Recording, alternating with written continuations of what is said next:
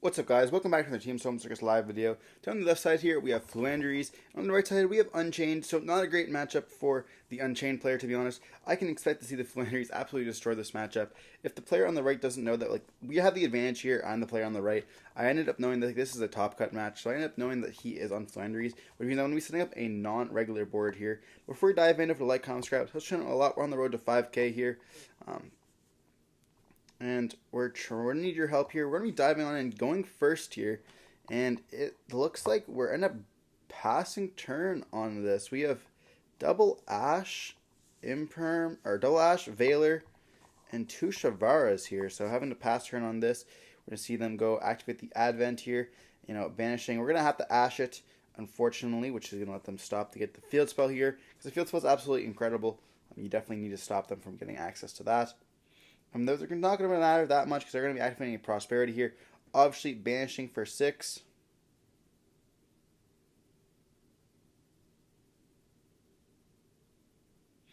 And we see a bunch of shiny cards here. We see the going second board breakers looking like the evenly matched, as well as Dark Ruler No More, and still playing the Harpies in the main deck as well here, which is going to go very well here with if they get interrupted, because they will be able to make sure that we end up having no ways of stopping them. But they're going to be adding the M-Pen here instead.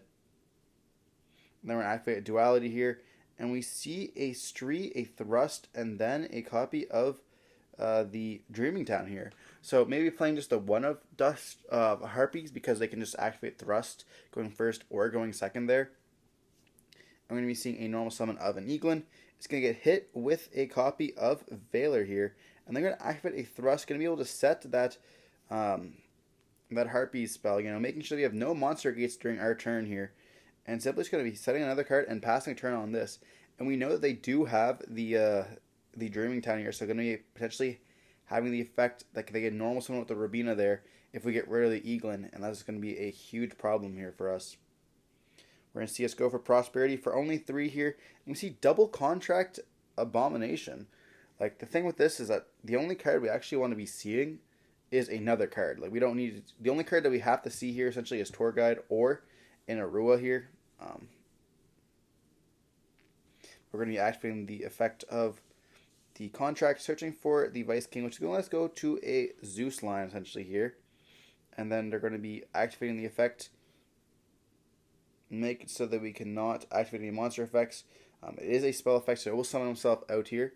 And then we can go for the Machine X here, which is a crazy card against Flu. But unfortunately, it cannot have any effects right now due to the fact that it has to attach to or destroy a contract, which we do not have here. We're going to go Battle Phase, attack into it, dealing some damage here. And then simply go Main Phase 2, attempt to go Zeus here. And then pass turn, but they're going to activate the Dreaming Town here. And then they're going to normal summon with the Robina, activating the effect as well as chaining the Eaglin here. They are protected here, so we can't activate any of our Zeuses or the Ash that's in the hand there. And they're going to go for searching for a Toucan. They're going to normal summon out the Eaglin, which is going to search them for a Ryza here. And essentially at this point, we know the game should be over because they can just start Ryzaing us and putting back dead cards to the top of our deck, and essentially we just continuously lose.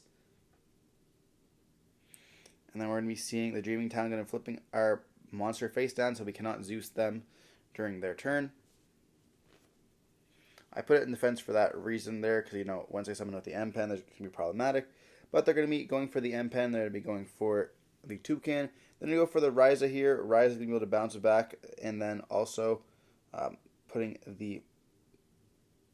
essentially going to be bouncing itself back, be putting the Zeus back to the top of the deck, as well as giving themselves the Feather Storm here. So we'll have no monster effects, and they'll still continue to have Trap and Ryza here. So they're going to pass. We're going to pass turn here. They're going to draw for turn here, and we realize they're going to have game. They're not going to be able to kill us that turn, but they're going to be able to set up their full board here and essentially just go always a continuation of just flipping our stuff face down if we have anything, or just rising us the following turn. So they're going to have set up essentially a skill drain here for our link monsters, so then we can't go for a Yama, and then we can't go into any more Machine X's. So essentially we have to just like rely on Disaster Dog, and then at that point they have also their copy of the trap. They can just summon at any point, and then we just get absolutely destroyed. As well as they're going to have map, so map, trap, and then the no monster effects. So we're really just losing that game. But moving on into game 2 here, we're going to choose to go first once again here, and there's lots of cards we can put in. We have anti-spell in our deck that we can definitely put in there. We have Veilers, we have Ashes, we have Imperms, and lots of good cards against Floowandereeze, as well as cards that are good, hitting like a map like a Cosmic.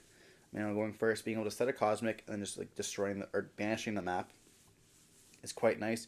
Granted, they can add it back off of the Toucan there as well. But a lot of times, if you just want to set the trap and then during end phase, that you just go essentially just take out the trap, there you are going to be plussing because they won't be able to activate it during your turn as well. So they're going to go standby phase shifter here, unfortunately for us.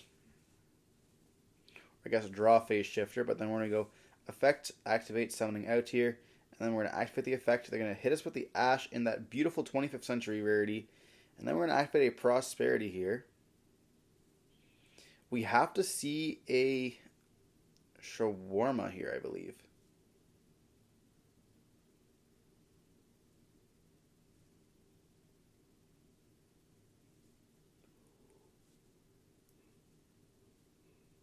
Which we do end up seeing, which is pretty nice. I guess it's between anti-spell and shawarma.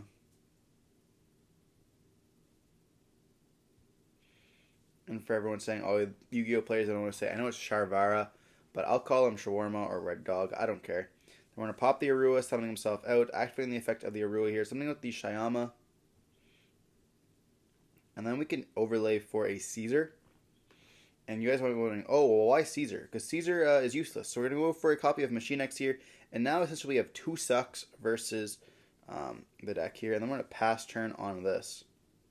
They're going to activate map here, which actually makes it so that we can't suck here. So this is an interesting interaction, which is why I want to show you guys this video. Machine X is an amazing card, but if the Floowandereeze player is able to play correctly, they can actually chain block it so you just don't get to suck at all. So they're going to go map effect, banishing, or they're going to reveal Eaglin, and they're going to be banishing, I believe it's a Stree.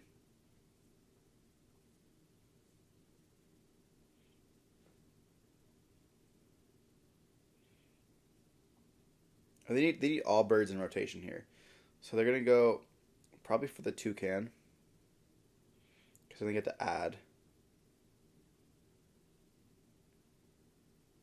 So yeah, so banishing the Toucan here. And then Eaglin's going to be activating its effects to search for a M-Pen, most likely. Going for the Ryza here, okay.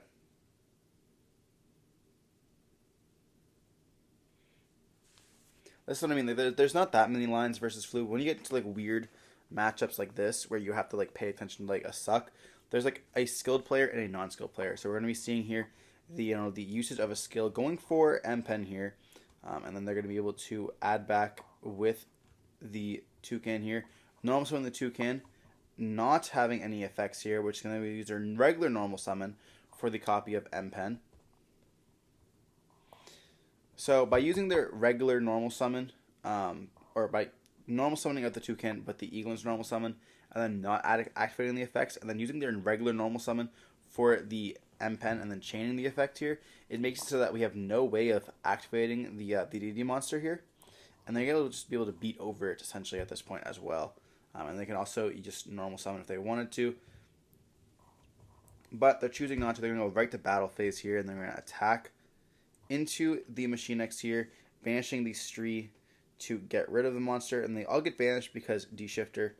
They're going to set one and pass here, and then we just reveal that we lost, and we end up scooping here. It doesn't really matter. We can, activate the Abomination, search what. We have no other cards that can do anything, unfortunately. And Droll doesn't hurt the deck because of D-Shifter, which is kind of unfortunate for us, but it is what it is. Regardless, hope you guys enjoyed the video. Don't forget to like, comment, subscribe. I want to see some more content like this. I really wanted to show off that Floowandereeze could play around Machine X with some clever plays, because I thought that was really cool. I hope you guys enjoyed the video. See you in the next one. Stay safe. Peace.